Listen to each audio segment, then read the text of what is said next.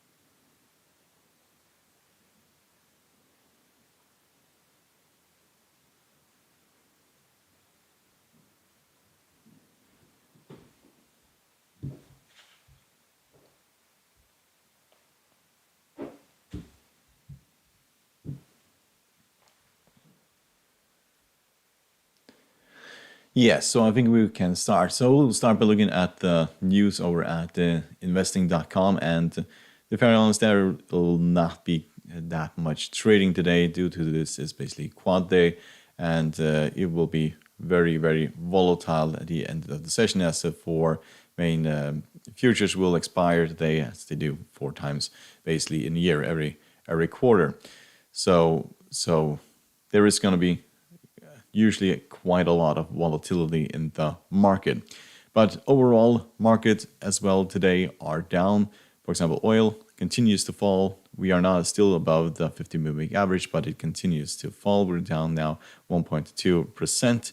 And yields, they are also down, but they were much further down. We'll have a look at those yields in a moment because that is very important for basically the forecast for basically for the Nasdaq, the S&P 500, and Dow Jones, and stocks overall, and also the markets, because this is basically what is basically freaking people out. And we will look at why basically the reason for the pullback at this current stage. I did put a picture of it on Patreon yesterday, where I explained probably the main reason why we'll have a pullback or at this moment because we're running into resistance. But if we look at the other kind of news, there is not a lot of economic news in the economic calendar. However, there is news, for example, from Canada.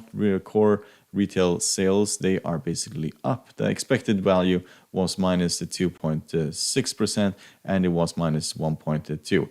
So it is better than expected. You can see that in the basically green color.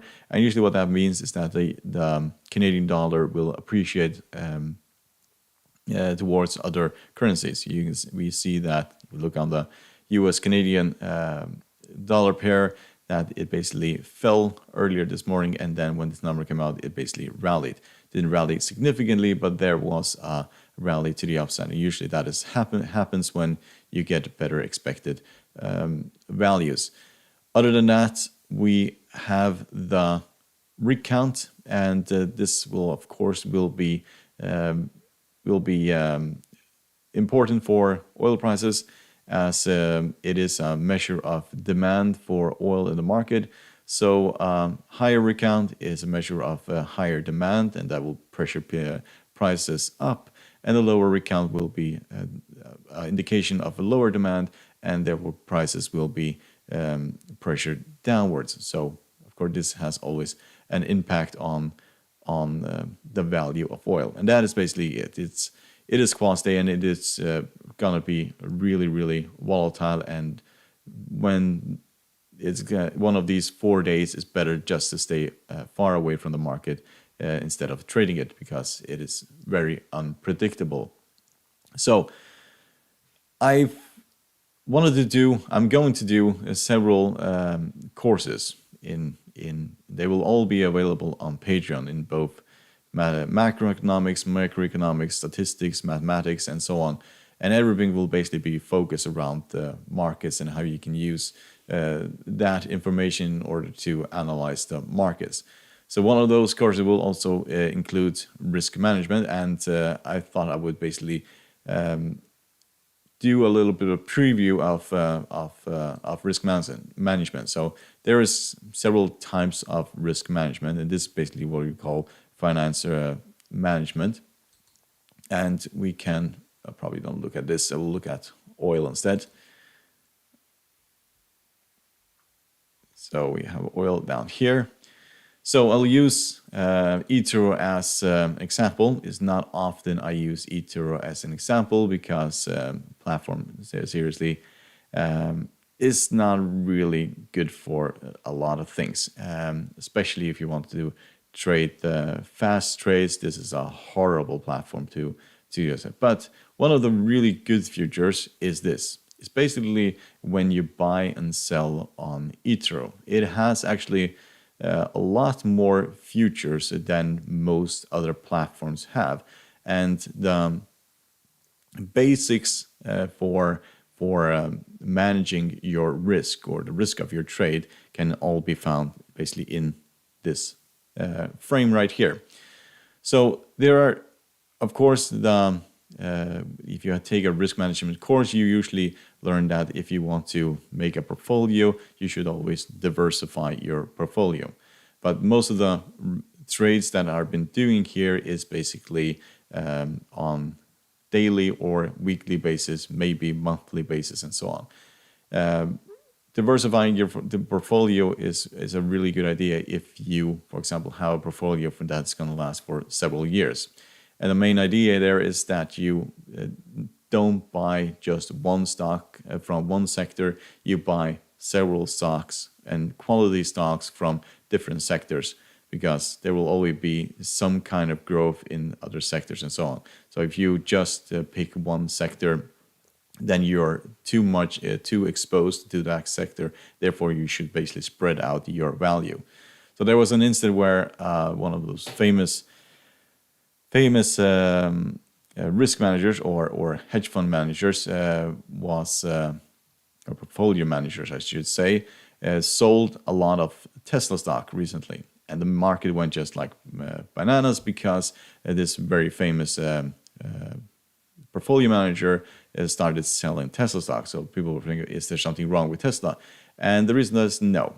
Tesla grew by 20x, I think it was, last year. And due to that fact, most of the biggest portion of his portfolio was basically Tesla. And that becomes a risk to basically his portfolio. He needed to basically diversify his portfolio much more. But here you can basically manage your risk. And it's a very good idea if you want to have success over the long term. So there are three things I think people are doing wrong when they enter the market. And there's a reason why around, I think, 90% of people, they lose money when they enter the market first of all. First of all, they don't have a clue what technical indicators are and so on, how the market technically works. So it becomes more gambling than it becomes trading. So difference between gambling and trading. Gambling is basically you take an action without a strategy, while trading you basically have a strategy and you use that strategy over and over again. So first of all, people that join the market for the first time, they tend to use 100% of their equity. So For example, in this case, you would, this is the virtual account, you would use 100% of the total equity in this virtual account. It's not possible. In eToro, I think the maximum is, there is a maximum of how much of equity you can use. But for example, if you use your entire equity, you basically put your entire equity into exposure. Therefore, you increase the risk of losing all your money. So it's never a good idea to use all your equity. The best thing to do is basically stick to the rule of using 2% and probably up to 5%. But 2% is what most people use. And for this account, it would be around 2.59, something like that.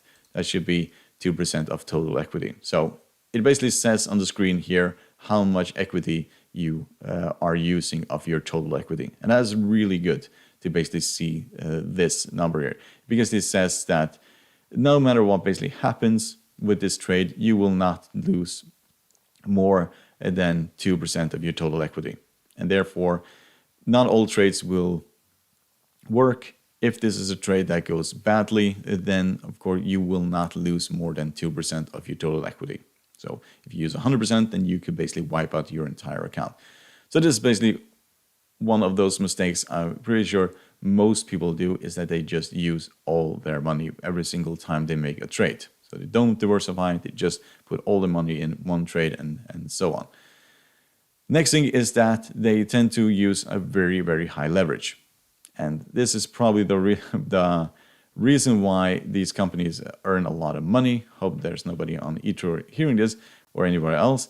But to use 100x, 50x, 30x, 20x, and even 10x in trades over a long period, that is almost a guarantee that you'll wipe out your account. So it is not sustainable to use this amount of leverage over a long period. It is very, very, very risky. I think most investment banks use 10x. I think I'm right there. When I use do trades, if I do stocks, I use 1x. If I do currencies, I use 2 between 5x. If I use indices, it's 2 and 5x. If I do commodities, it's also 2 and 5x. I never ever go to these x's, and that's just because it's not manageable. It's just not manageable over the long term. If you also want to hold it, for example, with 10x over a long period, you can basically see the daily fees here. For example, if you have 50x, daily fee for 2,590 in oil is $13. In the weekend, $38. So it will just eat into your profit really, really fast. So I tend to keep it at 5x and 2x when it comes to commodities and so on. And even 5x, I think it is really, really high. I understand why people do it, because they want to earn money really fast and so on. But to use really high x's it is just not manageable in the long run. So people don't know what leverage is basically you multiply your buying power. So if you say that you have $1,000 invested and you use 2x, that basically means that you're investing $2,000. If you use 5x, then you're using your buying power is basically 5,000.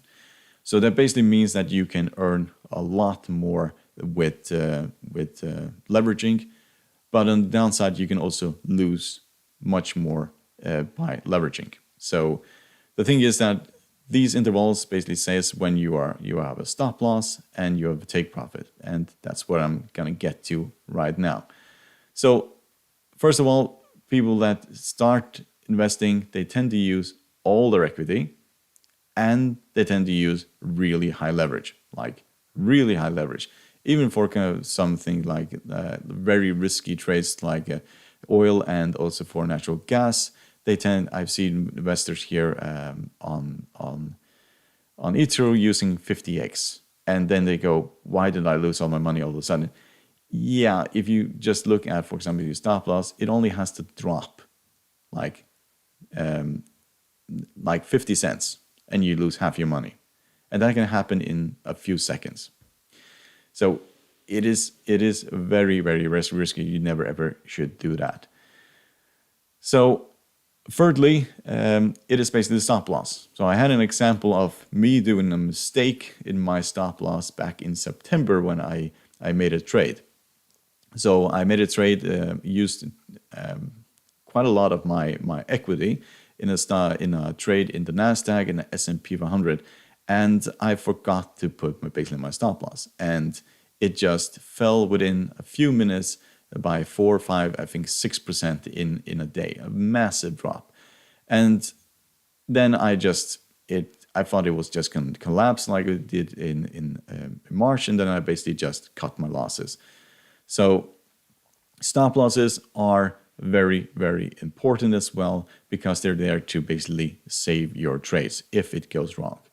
And this is basically the number 3 that I think most people do mistake when they start trading, is that they don't put a stop loss, or they put a stop loss and then they change their stop loss. And by changing your stop loss constantly is almost the same as not having a stop loss. Because if you start changing your stop loss, for example, you want to risk, for example, $100. And then you say, okay, you're getting really close to $100, and then you change it to 150. And then it gets really close to 150, and then you change to 200, 300, 400. And then all of a sudden you're so invested in this trade that you basically get rid of your stop loss. So if you put a stop loss, stick to it, or just leave the trade early. It's not an investment advice, but that is basically what I do. So next of all is basically how I put my stop loss and take profit. So it is also, you can see it here. So 2 to 1 is usually what I do when I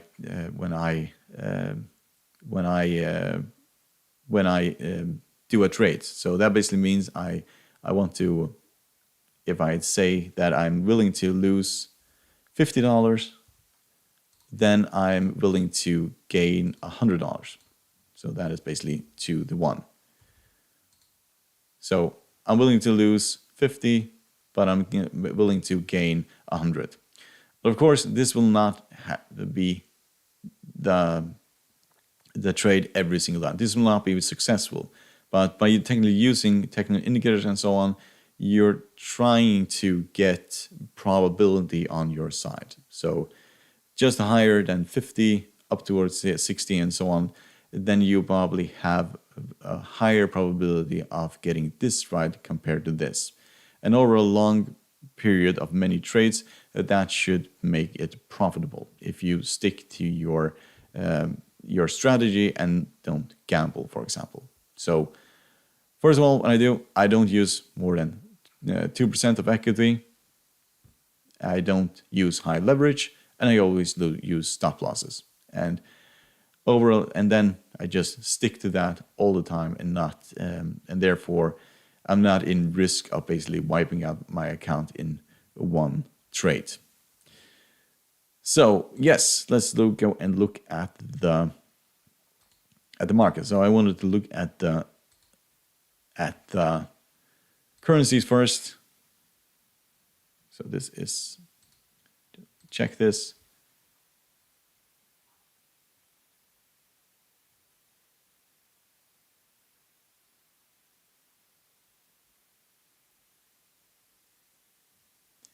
Yes, that is working. So I haven't done a lot of trading in the foreign exchange market recently, but there are a few trades that are becoming interesting. So, for example, the US dollar, Canadian dollar, it has been on a tight or basically a downtrend for a really, really long time. All the way back here in March, it started this downtrend. So we had a period here where we were in a channel. It was really predictable. Then it became much more volatile. Basically, starting from September, when we broke out of this channel, it became significantly more volatile, where we rallied up towards the 150 moving average and the 100 moving average twice here and so on. So we had a much larger swings in this downtrend compared to this, because it was just bouncing off the 20 exponential every single time, and it was much more reliable. So now we went to very lows yesterday, and today we are rallying. So at this point, it is very likely that we're going towards the 20 exponential, the 40, or the 50. However, we have seen that we could rally up towards the 100 moving average before going lower. But this is one trade I'm looking, just waiting for how high it basically can get. Technical indicators for this are also turning around, so it will probably take some time late next week before this gets to the 50 and then turns around to the downside. Another one is the Aussie.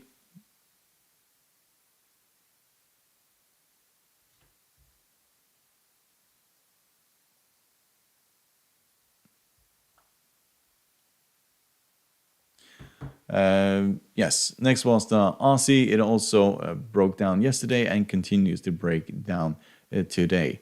So this has also been fairly predictable. In the past, it was bouncing up the 20 exponential, and then we came to mid-February, January, and it broke this this channel and went outside. Since then, it's been trading sideways and has been, well, a lot more volatile. You see this massive move here to the upside towards 0.8, this move of 5.5%, and it has been bouncing off the 100 moving average. At the moment, it looks like we're going to test the 100 moving average yet again at 0.76. Technical indicators for this, they are either flat or bearish at this current stage. So the other ones are not that interesting. For example, the euro US dollar, no interest in basically trading this. US dollar, Japanese dollar, and so on. It probably, if it bounces off the 20 exponential, then it may become interesting. Otherwise, there are others that are far more interesting than this. And then we have the British pound and the US dollar, which is at the moment retesting the 50 moving average and may well break the 50 moving average at this point. So it is to be seen what basically happens here. So if we were supposed to jump to the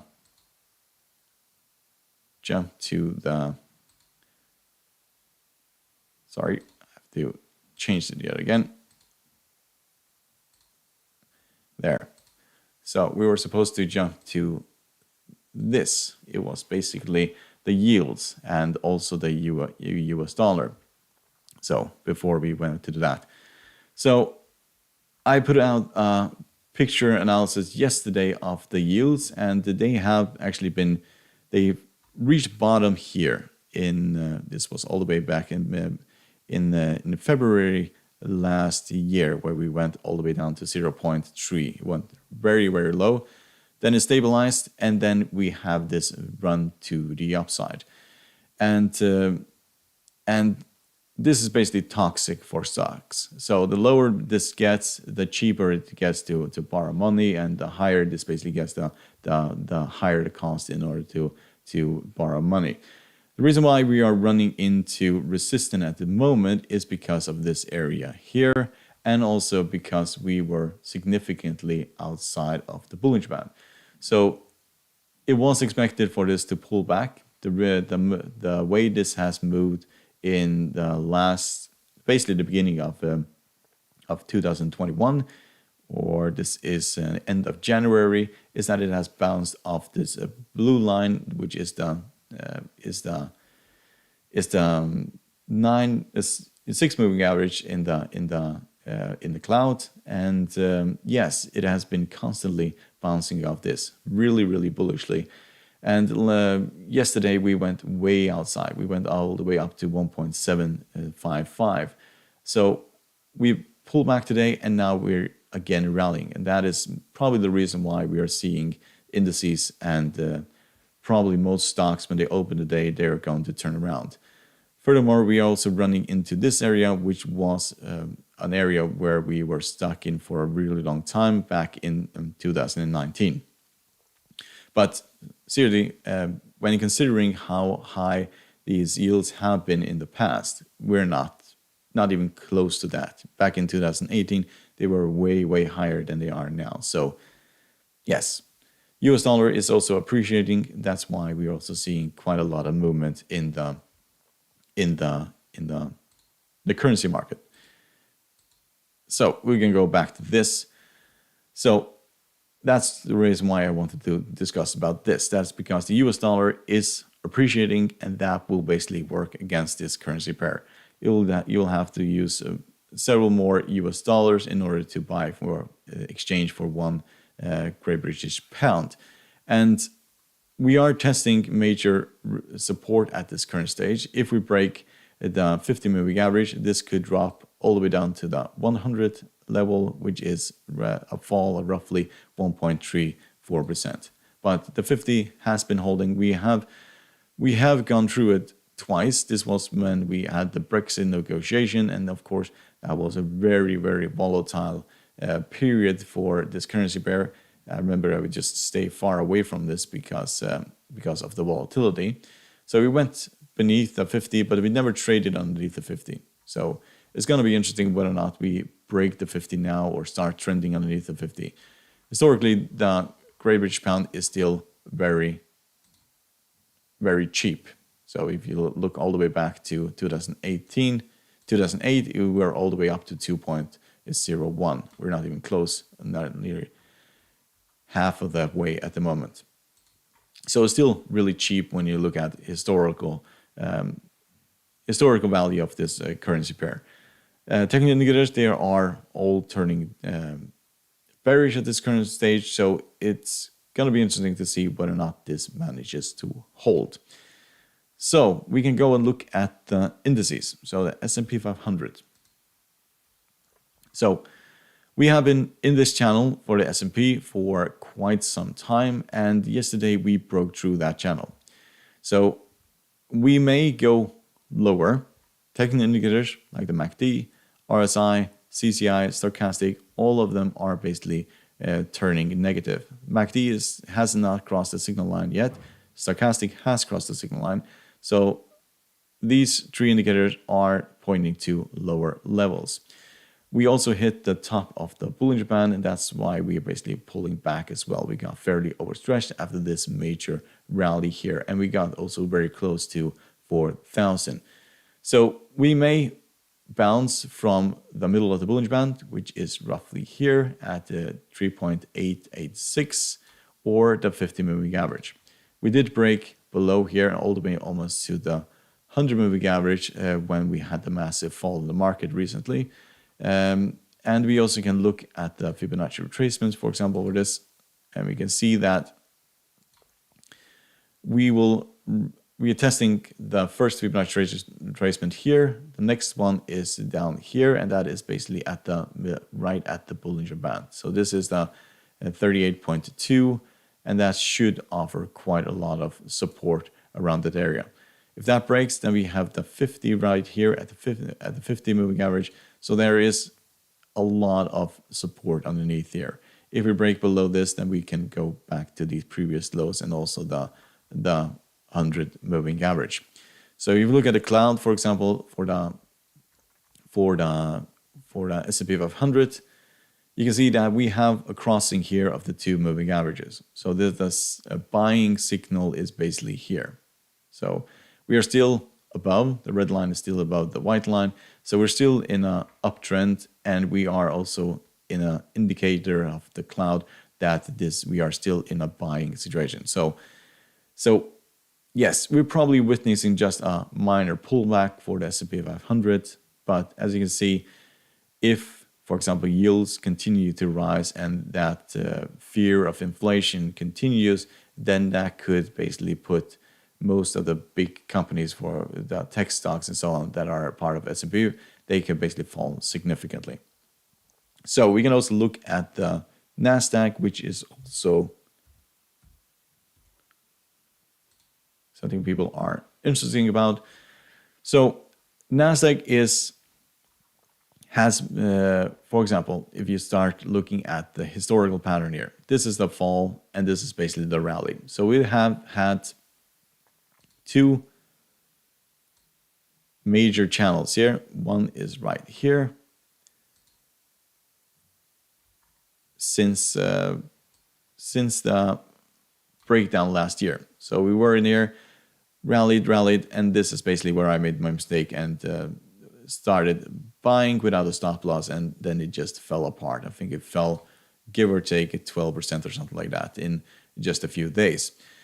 So we broke out of this channel, then we had this consolidation here, and then we had an additional channel. And it looks like we are just doing the same pattern.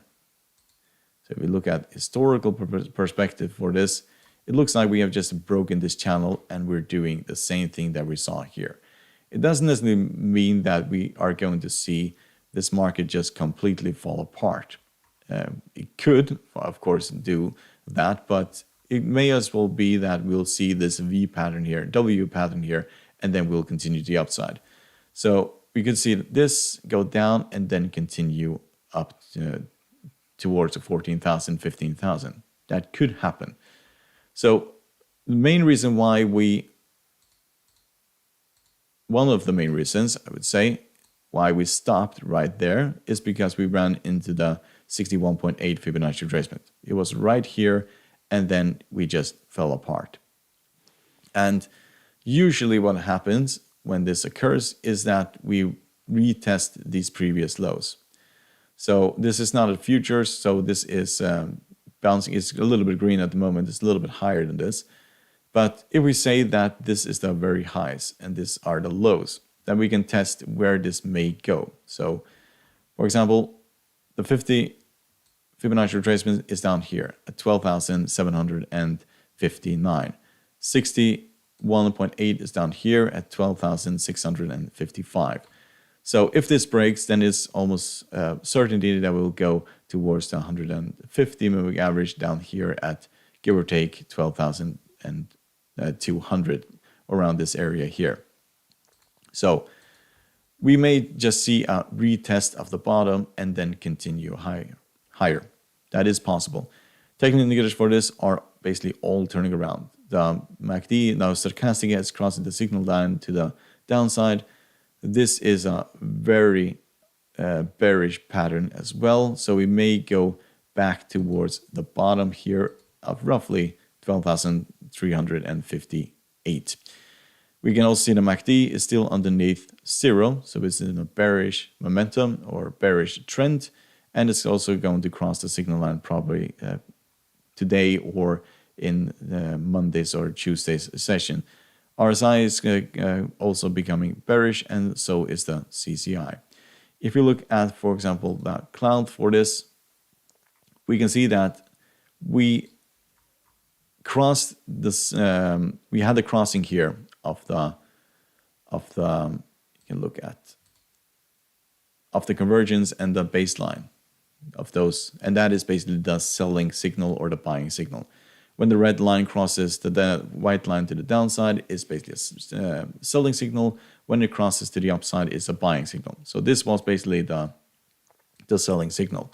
And it's basically at no point where we have basically crossed these two lines to the upside at the moment. So the red line's down here, the white line's here, and it's quite far away. So there's no indication, for example, in the cloud, that we are going to see the Nasdaq rally. So furthermore, it looks like we are also creating a flag pattern.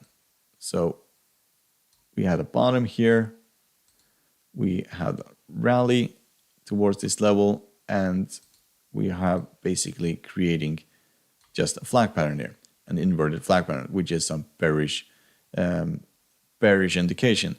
We could mean that we will drop significantly from here down to 12,000, give or take.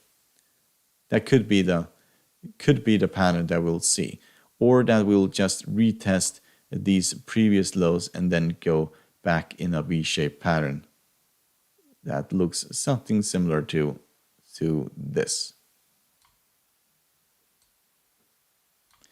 That could be also what we are going to see.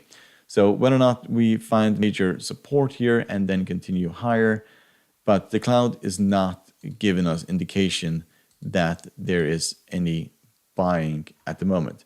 We are technically right now underneath the cloud. We're basically in a downtrend, and we have a crossing here of the red line going underneath the white line, which is basically a selling indication for the Nasdaq. So you can also look at the 4-hour chart, which yes, is here. So this started to look promising. We had the crossing here of the red line of the white line, which is a bullish indication. However, we're underneath the cloud, so just to keep that in mind. Then we rallied up towards these highs, and then we didn't manage to more. So this was basically the 61.8 Fibonacci retracement, which we rallied to, and then we broke it down again. At the moment, we are here. This is not a futures, but we're trading at 12,789, and it looks like we are going to see the red line cross the white line again, and that is also a selling signal, so indicating that this will basically go lower. And of course, if the bonds continue or the yields continue to rise, that will be further bearishness for the Nasdaq and most of those major companies that have been probably been growing significantly in 2020. Yes.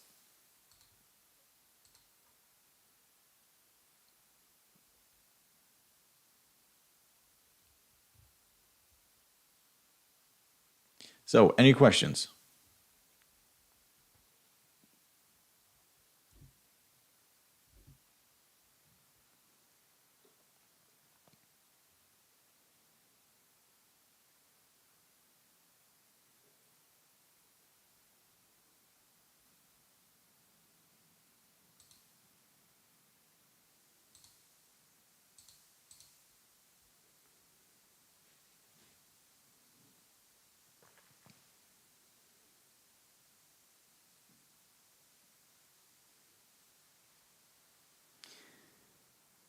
Okay, so we can go to the scan and watch whether or not there are any stocks that are either overstretched to the upside or overstretched to the downside. So what we basically do here is that TC2000 has a scan where you can basically scan whether or not where price action is underneath the Bollinger Band or above the Bollinger Band.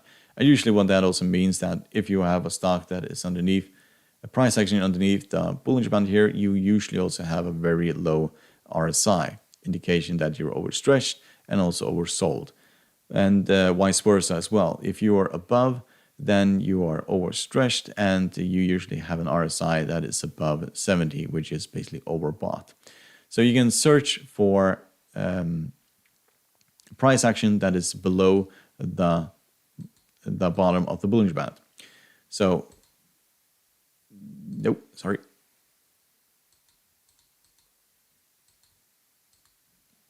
There. So we're going to look at the S&P 500 for this, and instead of basically looking for all the stocks that are in the S&P 500, which is basically, it will take too long in order to check them all. So at the moment, we have 7 candidates out of all those stocks that are in the S&P 500. So the first one here is ABBV, and as you can see, we are outside of the get less of this, outside of the Bollinger Band here, and we also have a fairly low RSI. So not underneath the 30, which is oversold, but a fairly low. So this is probably a stock that will bounce in the future. So we are testing the 100 moving average right at this current stage, and it looks like the 100 moving average is holding. So it had a major gap down towards these price levels here from give or take $110 all the way down to $103. So a massive drop. So we can also see that other technical indicators, they are still very bearish. And if you look at the stochastic for the 4-hour chart, it will give an indication when this probably will turn around. So at the moment, it is not really turning around in the 4-hour chart. you look at the 1 hour chart, you can see that it is still very bearish. But this could be a stock that will rally in the next few trading days. You can see also here we had this massive drop towards the bottom of the Bollinger Band, and after that we saw 4 days where we tested the bottom of the Bollinger Band, and then it rallied, give or take 8% before pulling back. So from here also, if you held it all the way to the top of the Bollinger Band, that's 8.5% rally. So that is a possible, but as you can see in the past, it can take several days before it starts rallying. We have 2 days here at the moment, so it can take a few more days. So next one is EW, and also here we are outside of the Bollinger Band. We are in a downtrend, and the RSI is at 36 at this current stage.